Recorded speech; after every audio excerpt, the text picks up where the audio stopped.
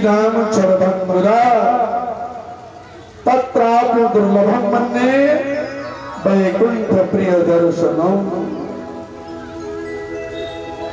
एक तो मनुष्य शरीर बड़ा दुर्लभ है, परमात्मा जब बहुत विशेष कृपा करते हैं तो मानव का शरीर मिलता है, और दुर्लभ मानव शरीर क्षणभंगुर है, एक क्षण में क्या होगा कोई पता नहीं।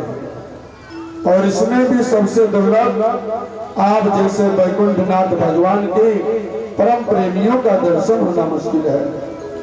मुझे कृपा करके बताएं कि अत्यंत कल्याण का मार्ग क्या है, भगवत धर्म जिसे हम कहते हैं उसकी परिभाषा क्या है। योगेश्वर बड़े प्रसन्न हुए।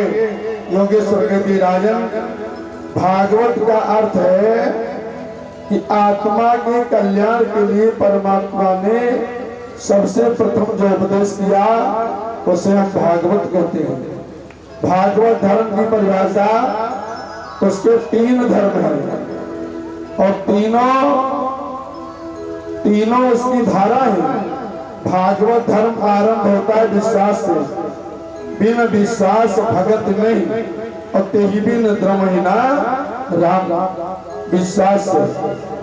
भागवत धर्म का मध्य होता है संबंध से, भागवत धर्म का अंत होता है समर्पण में। परमात्मा के प्रति विश्वास पूरा करें, परमात्मा से संबंध जोड़े, परमात्मा के लिए सब कुछ समर्पित कर दें। श्री कृष्ण अर्जुन को उपदेश कर रहे थे। अर्जुन से बोले ऐसा करो, बोले करूंगा। कुछ देर पश्चात फिर बोले अर्जुन ऐसा करो। अर्जुन ने कहा सुनिए, एक बार ही बता दे कि मुझे क्या करना है। भगवान कहते तुम ये बात अपने हृदय में बैठा लो कि जीवन में जो भी तुम करते हो सब मुझे समर्पित कर दो, समर्पित कर दो। यहाँ पर नौ योगेश्वर कहते हैं कि शरीर से, वाणी से, मन से और इंद्रियों से जो भी किया जाए सब परमात्मा को समर्पित कर दो। समर्पित किया हुआ कर्म वही भागवत धर्म है, वही भागवत धर्म है। जब तक विश्वास नहीं होगा भागवत धर्म चलेगा कैसे।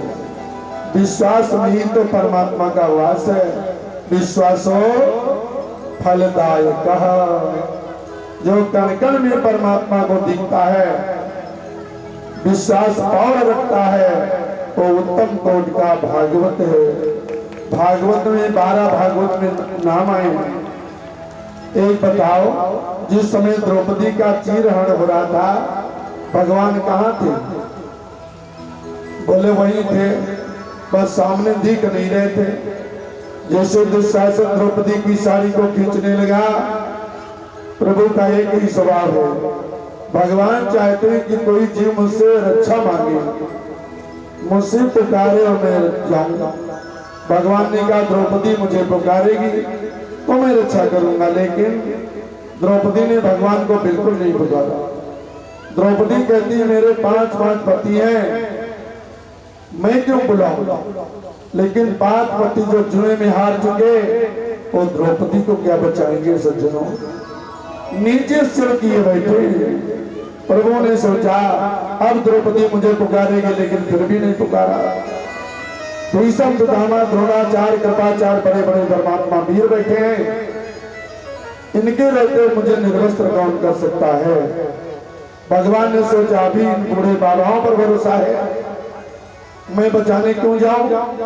जब उन्होंने द्रौपदी को नहीं बचाया तब भगवान ने सोचा अब द्रौपदी मुझे पुकारेगी, लेकिन फिर भी द्रौपदी ने भगवान को नहीं पुकारा।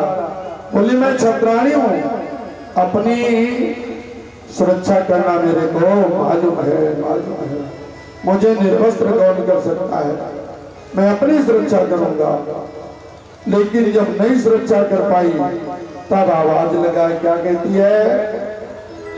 श्री कृष्ण द्वारिका वासु देव देव जगतपते कौरवो परिभूता किम ना जाना सिके सव। हे द्वारिकावासी श्री कृष्ण, हे देवकी नंदन श्री कृष्ण, हे यशोदा नंदन कृष्ण, कौरवों की सभा में इस प्रकार द्रौपदी का अपमान हो रहा है, क्या आपको पता नहीं है? आप आकर के मेरी लाज को बचाइए।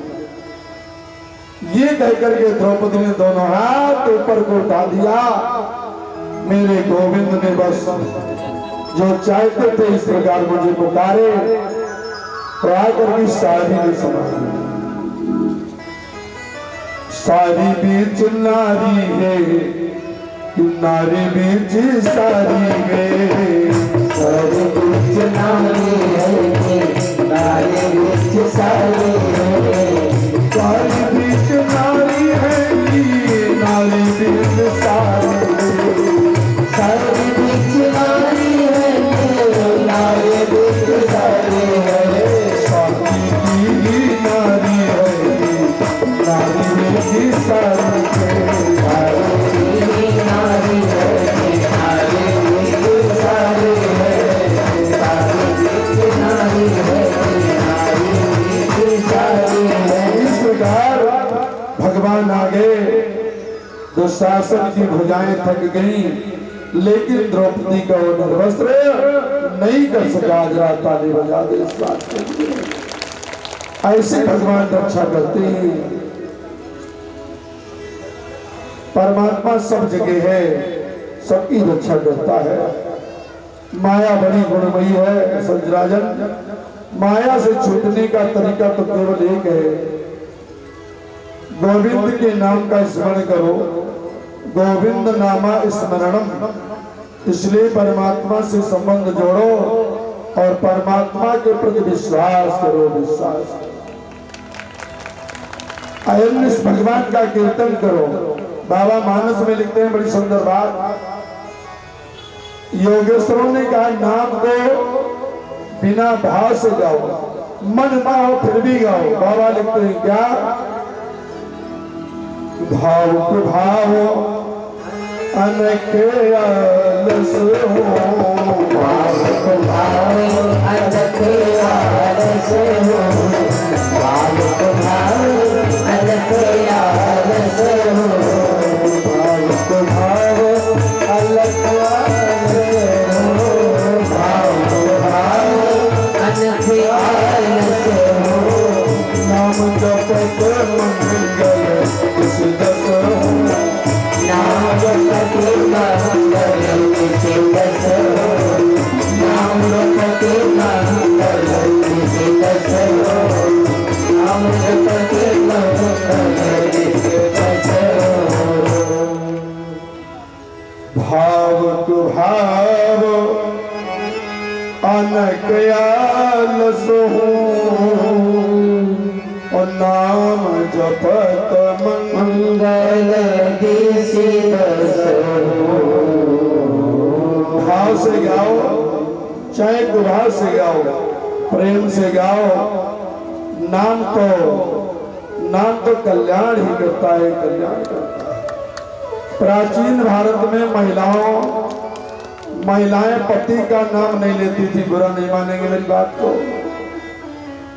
मेरे भारत में महिलाएं पतियों का नाम नहीं लेती थी। जैसे पत्नी पति का नाम नहीं लेना चाहिए, पहले तो ऐसा ही काम चलता था। पति कहते थे सुनती हो, पत्नी कहती थी सुन रहे हो, बस इसी से काम चल जाता था। इसी में काम चलता था। या अपने बच्चे का नाम लेकर के बुलाते थे। अरे कहाँ जा रहे हो राकेश? यहाँ आओ। पत्नी घुमाती मतलब।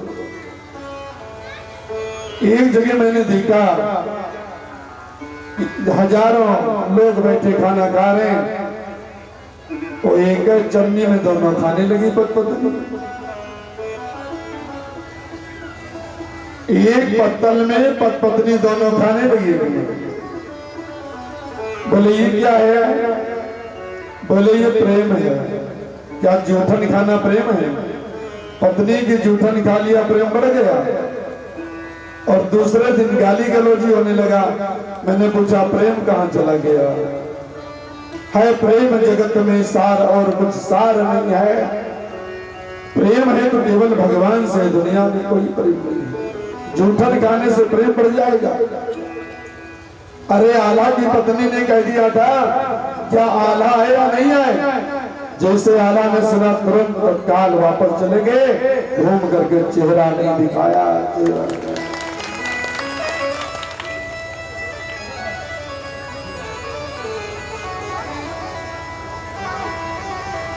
युद्धवंशियों के विनाश के लिए उनको श्राप तो लग चुका है, लेकिन थोड़ी प्रतीक्षा आप लोगों को करनी पड़ेगी। ऐसा कहकर के देवताओं को भगवान ने विदा किया।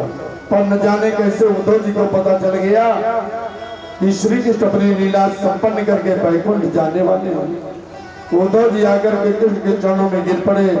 गोपाल, मैं सुन रहा हूं अपनी लीला संपन्न करके आप जाना चाहते हैं, मैं तुम्हारे बगैर नहीं रह सकता। भगवान ने कहा सुनो उद्धव, न कोई साथ में आया है और न कोई साथ में जाएगा।